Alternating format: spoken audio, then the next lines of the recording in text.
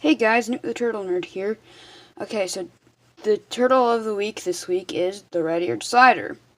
What's cool about this turtle? Well, they have a strip of red behind their ear, which is how they get their name.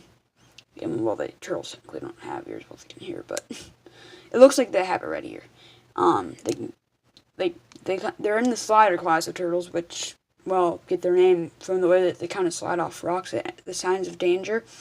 One thing that I don't really like is that they're also known as a red-eared turtle.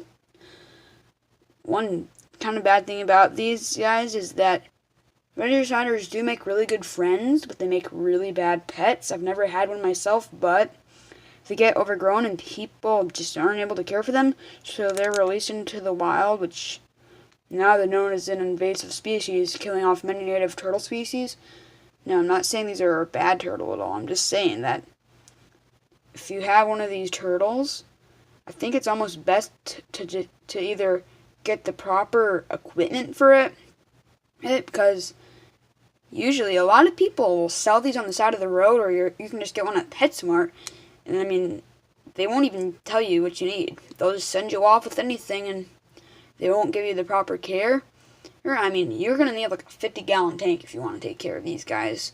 And you can't just feed them off of pellets. I mean, pellets will work for like the babies, but I mean because they contain protein, but too much protein can even make them sick at times. So that's why you're gonna want to feed them stuff like maybe even like some sort of like you're gonna want to feed them crickets and other like bugs and other things like that. Not only like crickets and other insects, but like I forgot what they're called, like shrimp. I mean, they really like shrimp. They like fish. They'll pretty much eat just about anything. Because turtles aren't just vegetarians. I mean, but one thing that red-eared sliders do like to eat is that they'll occasionally like to munch on duckweed, just spread it at the top of their thing.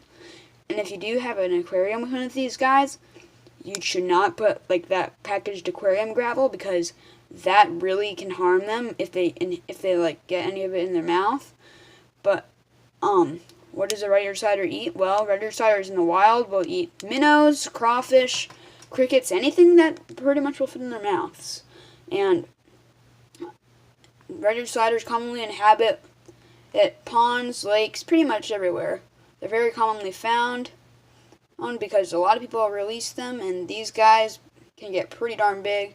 They often bask in large groups, and they also can bite, but that's usually just the more aggressive freshwater ones that you find in the wild. But like I said, I don't recommend these as pets because they're going to get big. So I think it's doing you and the turtle a favor, but like I said, just because they're invasive doesn't make them a bad turtle. But yeah, that's the turtle of the week, guys. See you next time. Bye.